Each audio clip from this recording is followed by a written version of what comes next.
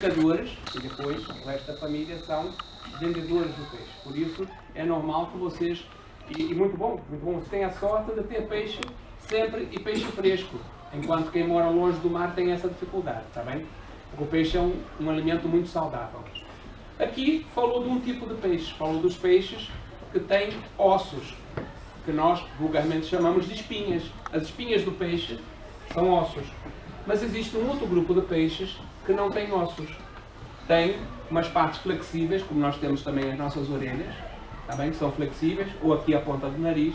Tem cartilagens, tá bem? Tem cartilagem. Ártico ou o Oceano Glacial Antártico? Lá a água é fria, a temperatura do corpo do peixe é fria. Tá bem? Tem uma temperatura baixa. Quando chega a um mar tropical, onde temos temperaturas mais quentes na água, a temperatura do corpo do peixe... Aquela imagem do mar tropical. Esse é tropical. Isto que está aqui, vocês estão a ver aqui, é um animal. São os corais. Está bem? Pronto. E temos aqui muitos peixinhos. É claro que isso aqui é apenas uma imagem de peixinhos de água quente, de água tropical, peixinhos de pequenas dimensões, mas também há peixes grandes nessa região. Tem a tal tampinha que é o opérculo. Então vou mostrar aqui o que nos interessa no funcionamento dela, está bem? A água entra por aqui, o opérculo abre e ela sai. Aqui dentro tem as brânquias, portanto a água passa pelas brânquias, deixa o oxigênio e liberta o dióxido de carbono que ela produziu no seu organismo. E tem aqui uma abertura por onde o peixe liberta junto, é tudo junto, as suas fezes e junto com as fezes vão outros produtos que são libertados como excreção, como é o caso, se for de água salgada, liberta excesso de sal que vem na água, liberta outras substâncias que o peixe não precisa. Portanto, ele liberta isso para o oxigênio. Quem tiver aquário em casa, ou quem já viu num aquário, ficar a olhar muito tempo, vai ver que os peixes muitas vezes estão a nadar e tem um fiapinho pendurado, que são as fezes dele ali, que está ali pendurada, que ele vai soltando, lá por causa elas soltam-se e vão para o fundo dos aquários. Por isso é que quem tem aquários, de vez em quando, tem que fazer limpeza aos aquários, porque ela vai acumulando lixo no fundo, entre eles as fezes dos peixes. Aqui nós temos uma abertura, está um bocado claro demais, mas uma abertura com o sistema digestivo do peixe, está bem? O peixe, depois do alimento passar pela boca, vai passar por um estômago e por um intestino. Como nós também temos a boca, o estômago e o intestino. O que é que vai acontecer? Na boca, os peixes que têm dentes ainda conseguem rasgar um bocado o alimento, mas a maioria, como come alimentos microscópicos, não precisa rasgá-los. Então o que é que fazem? Esse alimento vai para o estômago. No estômago, ele vai sendo digerido, vai sendo diminuído em termos de tamanho, vai sendo partido em pedacinhos cada vez menores. Esse processo continua no intestino e quando eles estão em pedacinhos muito pequenos, esses nutrientes, já são pedacinhos dos alimentos, vão passar do intestino para a corrente sanguínea e o sangue do peixe vai distribuir esses pedacinhos pequeninos por todas as células do peixe para manter o peixe vivo. Está bem? Aquilo que não for para o sangue vai continuar e vai ser libertado aqui no orifício do ânus do peixe, onde ele liberta tudo aquilo que ele não aproveita. Como nós também. Nós também comemos, parte dos alimentos são transformados em nutrientes e vão para o nosso sangue, o que não for vai originar as fezes. E depois nós temos que deitar fora isso que não faz falta. Por isso é que nós também temos que ir à casa de banho e libertar as fezes, porque são alimentos que nós comemos e que não utilizamos. Então, devolvemos ao ambiente. É assim que funciona no sistema digestivo. E temos, a partir daqui, onde tem uma bexiga e tem aqui umas estruturas que funcionam como um rim, onde filtram a urina. Então a urina e as fezes saem juntas no ânus. Está bem?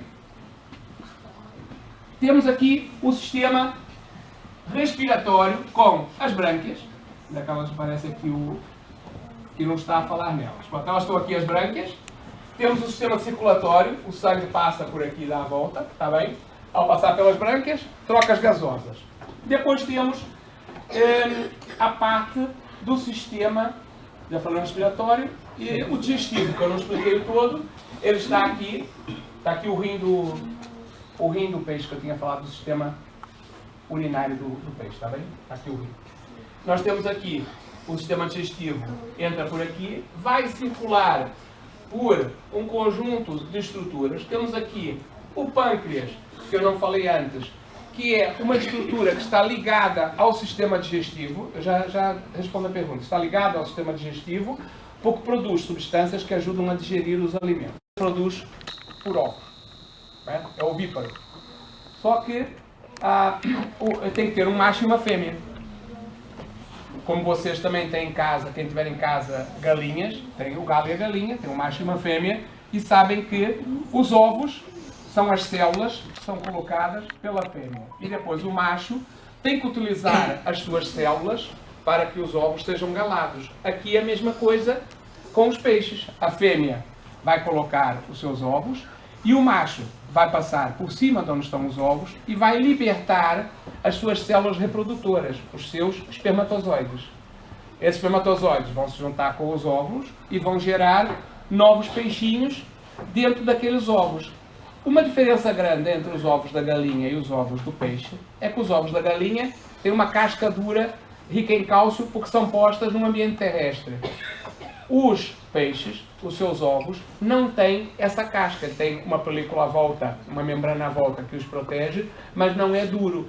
Ele está num ambiente aquático, não sofre grandes impactos, porque normalmente a fêmea vai colocar os ovos num local onde eles estão mais protegidos da corrente marinha. Na natureza, os peixes colocam muitos ovos, porque grande parte desses ovos não vai originar novos peixes. Uns porque não são fecundados, outros porque vão servir de alimento para outros peixes maiores. E ainda há outra situação interessante, que é, mesmo os peixes pequenos que nascem, muitos deles vão servir de alimentos para outros, não chegam à idade adulta para se poderem reproduzir. Daí nós temos leis que protejam a pesca, a captura do peixe, não é? As redes dos pescadores têm um tamanho que é limitado por lei para determinado tamanho, determinado peixe que se vai pescar, e quando se pesca esses peixes, eles têm um tamanho mínimo para poderem ser capturados. Quando não se cumpre as leis, está-se a cometer um crime. Está bem? E era isso que a professora estava a alertar agora há pouco, que se formos ver, muitas vezes podem não atingir realmente o tamanho, isso é uma questão de fiscalização, mas também depende de onde é que esse material vem. Por quê? Se o peixe for pescado aqui na Europa, possivelmente há muita fiscalização sobre os pescadores europeus para exigir que seja cumprida essas regras. Mas há outros países em que a fiscalização não é muita. E então aproveitam-se dessa situação muitas vezes para pescar fora dessa regulamentação e com isso depois vendem esse material ou para ser embalado, para ser vendido, ou embalam fora do país e depois mandam para a Europa para ser vendido. Depois a outra coisa que temos que ver que é o tratamento. O peixe, para ser feito uma conserva e ser enlatado, né, ser colocado numa lata, ele passa por um processo industrial, que pode provocar também um bocado a diminuição do seu tamanho, dependendo do tipo de tratamento que leva. A verdade é que, se for produzido aqui na Europa, a fiscalização sobre eles é difícil, que não se cumpra as leis, mas muitas vezes não se cumpre, isso é verdade. Aliás, se vocês forem ver notícias no telejornal com os pais, deu ontem uma notícia sobre chegarem a um acordo. Levou 15 anos, vários países a chegarem a um acordo para proteger 30%, apenas 30% dos oceanos do planeta do lixo.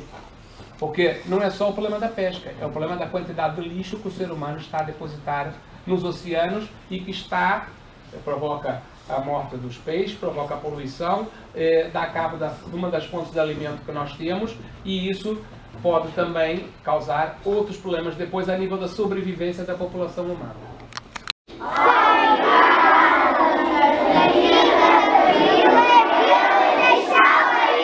Palminhas.